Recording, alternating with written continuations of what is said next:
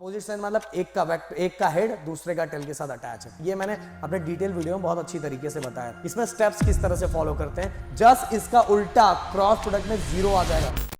So guys हम बात करेंगे मैथमेटिकल मेथड का वन शॉट में और कम से कम टाइम में, जिससे क्या होगा कि आप कभी भी आपको रिवीजन करना है तो ये वीडियो आप देख लोगे, आपका काम खत्म हो जाएगा। ये चैप्टर को डिटेल में मैंने बहुत बार कंप्लीट करवाया, 3 से 4 बार हो गया, और इस बार भी आप लोगों के बैच के लिए भी मैंने कंप्लीट करा है, जिसका लिंक मैं डिस्क्रिप्शन में डाल देना चाहता हूं।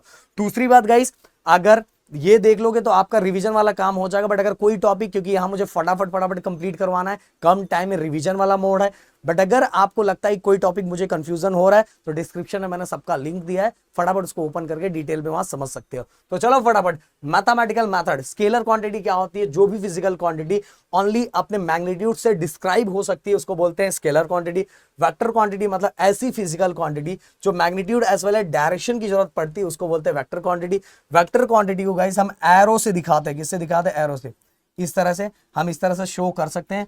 और इसका बस अगर मुझे मैग्नीट्यूड दिखाना है तो मैं इस तरह से मॉड बना दूंगा, तो इसका मतलब होता है ओनली मैग्नीट्यूड। इस तरह से हम नोटेशन देते हैं। इसके बाद गाइस एक चीज और मुझे बताना है, इस वाले पार्ट को बोलते हैं हेड, इस वाले पार्ट को बोलते हैं टेल। अब चलते हैं zero vector, types of vector में जीरो वेक्टर की अगर मैं बात करूं तो जिस भी वेक्टर का मैग्नीट्यूड 0 होता है उसको बोलते हैं जीरो वेक्टर। इसके बाद रिजल्टेंट वेक्टर मतलब ऐसा वेक्टर जो 2 या 2 से ज्यादा वेक्टर का सेम इफेक्ट दे, सेम रिजल्ट दे, उसको हम बोलेंगे resultant vector. The resultant vector two or more vector that which produce the same effect. ये दोनों, जैसे ये 3 है और ये 2 हो गया तो 3 और ये 5, तो जो वेक्टर सेम इफेक्ट दे 2 या 2 से ज्यादा वेक्टर का, उनको बोलेंगे रिजल्टेंट वेक्टर। और नेगेटिव वेक्टर की बात करूं तो भाई बहुत सिंपल है, same magnitude opposite direction. Same magnitude है बट डायरेक्शन अपोजिट है तो इसको बोलेंगे नेगेटिव वेक्टर। इक्वल वेक्टर मतलब same magnitude and same direction, वो हो जाएगा हमारा equal vector. And position vector की बात करो, पोजीशन वेक्टर को मेरे डिटेल वीडियो में और अच्छी तरीके से जाके देख लेना अगर नहीं समझा यहाँ तो गाइस ये पार्टिकल है विथ रिस्पेक्ट टू ओरिजिन। अगर इसका मुझे पोजीशन फाइंड करना है तो हम यहाँ एक्स एक्सिस और वाई एक्सिस ड्रॉ करते हैं। कार्टेशियन कोऑर्डिनेट सिस्टम हम ड्रॉ करते हैं, मतलब एक्स एक्सिस और वाई एक्सिस, जिससे हमें पता चलता है इस पार्टिकल का पोजीशन। तो जिस वेक्टर के थ्रू इस पार्टिकल का पोजीशन हमें पता चलता है उसे हम बोलते हैं पोजीशन वेक्टर। ओके, इसके बाद गाइस एक यूनिट वेक्टर भी होता है। यूनिट वेक्टर मतलब जिसका भी मैग्नीट्यूड 1 हो वो मेरे लिए क्या होगा? Unit vector. अब वेक्टर ऑपरेशन के अंदर कुछ चीजें मैं आपको बता देना चाहता हूं, जैसे अभी ये ले लो। ओके, ये गाइस ये हो गया हमारा, ये हमारा लीनियर मोमेंटम ये होता है हमारा वेक्टर क्वांटिटी, और ये वेलोसिटी वेक्टर क्वांटिटी। मास होता है हमारा स्केलर क्वांटिटी। इससे हमें क्या समझ में आ रहा है कि अगर हम एक स्केलर क्वांटिटी और एक वेक्टर क्वांटिटी दोनों को हम मल्टीप्लाई करते हैं तो हमें जो रिजल्ट मिलता है वो रिजल्ट होता है हमारा वेक्टर क्वांटिटी का। मतलब स्केलर और वेक्टर को मल्टीप्लाई करेंगे तो हमें जो रिजल्ट मिलेगा वो क्या होगा? वेक्टर क्वांटिटी का। इसके बाद गाइस प्लस और माइनस, एडिंग और सब्ट्रैक्ट हम कब करते हैं? देखो गाइस ध्यान से सुनना, अगर 2 वेक्टर सेम डायरेक्शन में है तो दोनों का प्लस करते हैं, 2 वेक्टर अपोजिट डायरेक्शन में तो दोनों का हम क्या करते हैं? माइनस करते हैं। अब ये दोनों जब अपोजिट डायरेक्शन में, माइनस तो कर दिया, मैग्नीट्यूड तो हमने फाइंड कर लिया, पर डायरेक्शन कौन से साइड होगा? तो दोनों जो अपोजिट डायरेक्शन में जो सबसे बड़ा होगा उस डायरेक्शन में इसका रिजल्ट होगा। ओके, किसका? जो दोनों अपोजिट डायरेक्शन में जिसमें हम माइनस करेंगे। क्लियर? अब गाइस आगे चलते हैं। अब देखो ये अभी हमने क्या देखा था? पैरेलल और एंटी पैरेलल, मतलब सेम डायरेक्शन में थे। बट अगर 2 ऐसे वेक्टर है जो डिफरेंट डायरेक्शन में तो उनको हम किस तरह से ऐड करते हैं? तो हम यहाँ 2 लॉ पढ़ने वाले। पहला triangle law for vector addition, and दूसरा गाइस मैं आपको बताना चाहूंगा, ये हमारा कहां गया भाई? हाँ ये देखो, आ जाओ नीचे। पैरेललोग्राम, पैरेललोग्राम ऑफ वेक्टर, इसका यूज करके, अगर अभी तक हम देख रहे थे कि 2 वेक्टर पैरेलल है, एंटी पैरेलल मतलब सेमी एक्सिस में होते हैं, बट ऐसा कंडीशन आ जाए कि 2 वेक्टर डिफरेंट डायरेक्शन में है, एक एक्स एक्सिस में, एक वाई एक्सिस में है, एक एक्सिस में, एक जेड एक्सिस में, तो हम उसको कैसे ऐड करेंगे? उसके लिए हम ये डिफरेंट लॉ यूज करते हैं। तो गाइस पहले लॉ की अगर मैं बात कर दूं, मान लो ये हमारा पी बार दिया हुआ है, एक वेक्टर ये है, ये हमारा क्यू बार दिया हुआ है, एक वेक्टर ये है, ये दोनों डिफरेंट डायरेक्शन में। इनको ऐड करने के लिए हम इनको अपोजिट सेंस में क्या करते हैं? अटैच करते हैं। मतलब ऐसे, ये देखो ये इसका हेड और दूसरे वाले का टेल, और दोनों को जब हम एक साथ कनेक्ट कर देंगे तो ये भी जो रिजल्टन आया ये भी अपोजिट सेंस में क्या हुआ है? अटैच हुआ है। ये देखो इसके हेड के साथ और दूसरे वाले के टेल के साथ, पहले वाले के हेड के साथ है, दूसरे वाले के टेल के साथ। और जिस तरह से अगर मान लो ये 3 है, ये 2 है, तो दोनों का प्लस करके ये रिजल्ट क्या हो जाएगा? 5। बट दोनों जब डिफरेंट डायरेक्शन में होते हैं तो हम उनको ऐड करते हैं by using triangle of a vector addition. और triangle of a vector addition में अलग क्या है कि यहां एक का हेड दूसरे का टेल अटैच किया जाता है, साथ में रिजल्टेंट में भी ऐसा ही होता है कि पहले का हेड दूसरे का टेल। तो अगर मुझे इसके डेफिनेशन को बनाना तो हम किस तरह से बनाएंगे, सिंपल सी बात है guys, two side of a triangle, ये ट्रायंगल एक तरह से बन गया, two side of a triangle represent magnitude and direction, and third side of triangle represent magnitude and direction in opposite sense. Opposite sense मतलब एक का हेड दूसरे का टेल के साथ अटैच है। ओके, अब चलो फटाक से इसके बाद कम्यूटेटिव लॉ और हमारा एसोसिएटिव लॉ यहां मैंने प्रूव करके दिया, बस इतना समझ लो कि P बार प्लस Q बार अगर हम इसको उल्टा भी कर देंगे तो भी क्या हो जाएगा, ये हमारा आंसर सेम आएगा।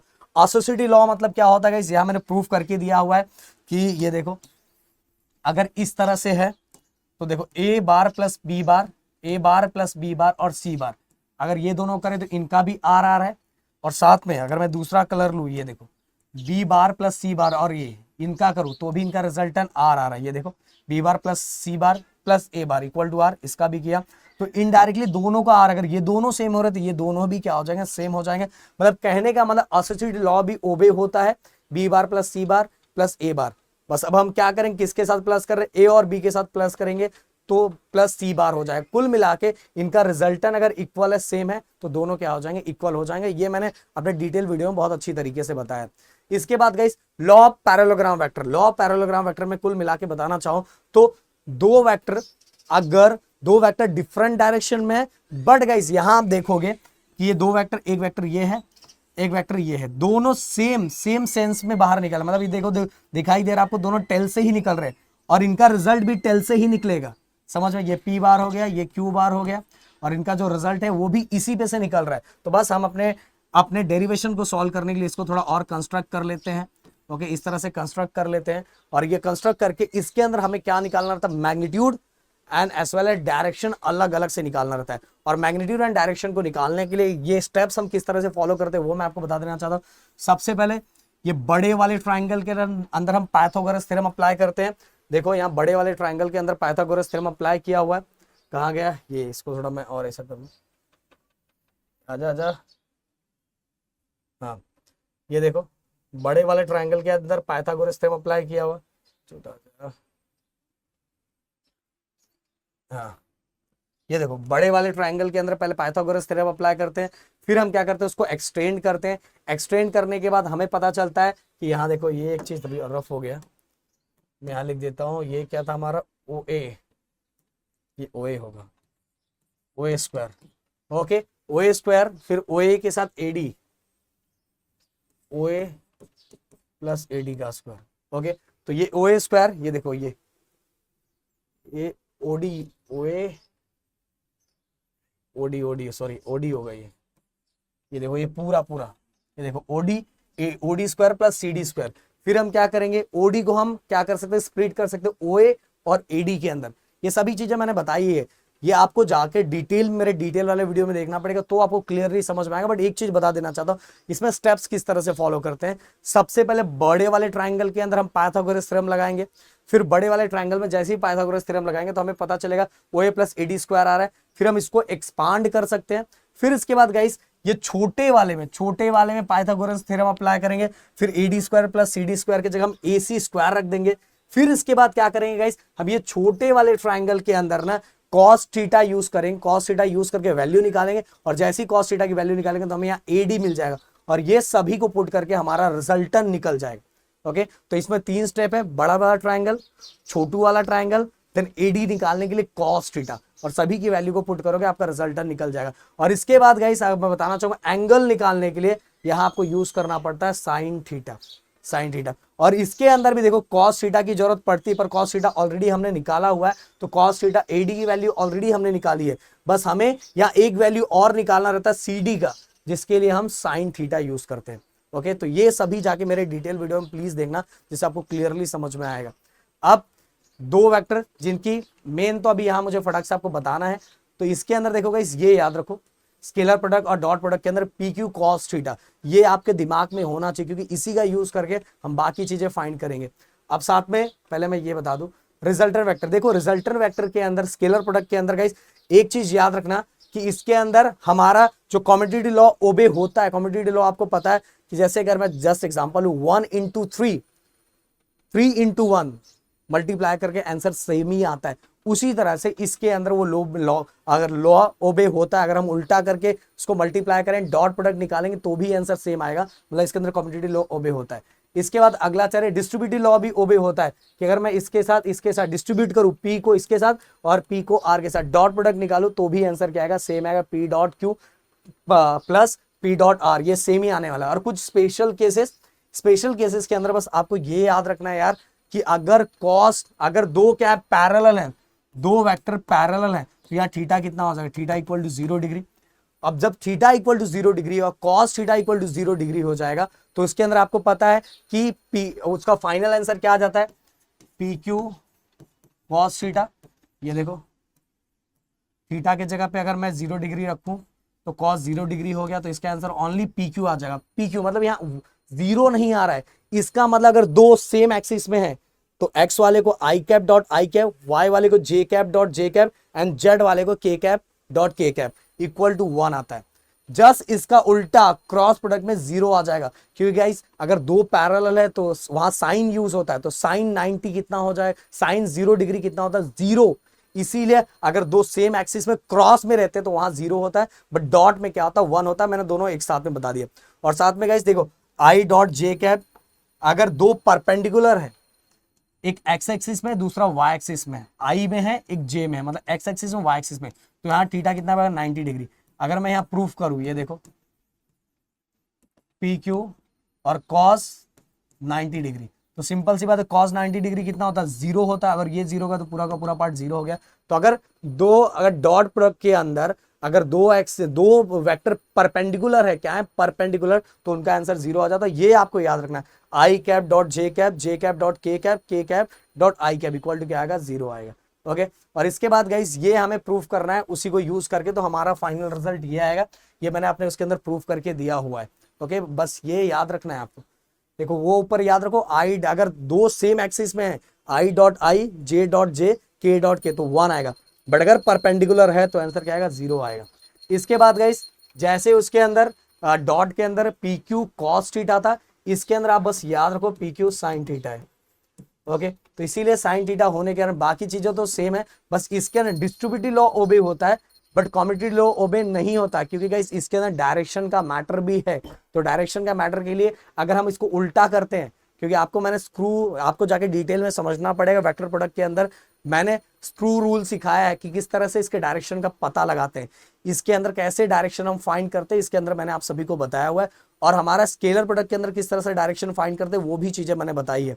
तो इसके अंदर डायरेक्शन हम साइन से बताते हैं, इसीलिए जैसे अगर पी बार क्रॉस क्यू बार को, अगर हम उल्टा करते क्यू क्रॉस पी, तो ये सेम नहीं होगा, क्योंकि यहाँ क्या हो जाएगा, माइनस हो जाएगा, और माइनस हो गया तो +5 -5 दोनों क्या होता है, अलग अलग। तो in short commutative law vector product में यूज नहीं होता, डिस्ट्रीब्यूटिव लॉ ओबे होता है, बट साथ में आप कुछ केसेस में पहला केस तो मैंने बता ही दिया कि अगर सेम एक्सिस के अंदर है I cap cross I cap, तो आंसर क्या हो जाएगा, 0। या तो जे कैप क्रॉस जे कैप, तो आंसर क्या हो जाएगा, 0। के कैप क्रॉस के कैप, आंसर क्या हो जाएगा, 0, क्योंकि साइन क्या होता है, 0 डिग्री, साइन 0 डिग्री 0 होता है, तो पूरा का पूरा टर्म क्या हो जाएगा, 0। इसके साथ ही गाइस आपको एक चीज और इसके अंदर याद रखना है, वो ये चीज याद रखना है कि देखो आई क्रॉस अगर परपेंडिकुलर है, तो परपेंडिकुलर तो रिजल्टेंट कहां निकलेगा, वो चीजें इसके अंदर, क्योंकि इसके अंदर परपेंडिकुलर में 0 नहीं होता। आई के साथ जे है तो के हो जाएगा, जे के साथ के है तो भाई आई हो जाएगा, और के साथ अगर आई है तो जे हो जाएगा, आई जे के आई। देखो ये याद रखो, ऐसा भी है, मैंने उसके अंदर तरीका बताया, अपने डिटेल वीडियो के अंदर मैंने तरीका बताया। देखो आई के साथ जे है तो क्या हो गया के, जे के साथ के है तो उसका रिजल्ट किस में आएगा, आई। फिर इसके बाद के साथ आई है, के साथ आई है तो रिजल्ट किस में आएगा, जे में, सीधे सीधे। बट अगर कोई केस ऐसा उल्टा जा रहा है, अभी तक हम ऐसे बढ़ रहे थे, अब हम उल्टा बढ़ेंगे, आई और के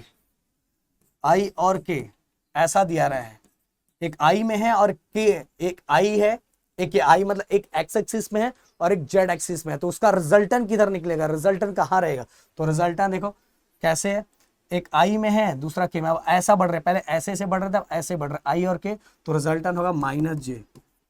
इसके बाद के और जे रहा, के और जे रहा, तो उसका रिजल्टेंट किस में निकलेगा, माइनस आई में। उसके बाद जे और आई रहा, जे और आई रहा, तो उसका रिजल्टेंट निकलेगा माइनस के। ओके, तो गाइस ये सभी चीजें मैंने बता दी। और यहाँ और इसके साथ ही मैं आपको बताना चाहूंगा कि राहुल सर एक मैथ का इसके अंदर टर्म्स है जिसको लेने वाले बहुत अच्छी तरीके से बताने वाले हैं। तो भाई वो बस अब एक छोटा सा टॉपिक बचा हुआ है जिससे हम इसको वन शॉट में भी कंप्लीट कर दिया। डिटेल में मैंने ऑलरेडी पढ़ाया, आपने डिटेल में देख भी लिया, और जो चीजें मैंने इसके अंदर बताई वो चीजें आपने दिमाग में रख ली होगी। तो मिलते हैं नेक्स्ट वीडियो में। Thank you so much guys, जय हिंद एंड जय महाराष्ट्र।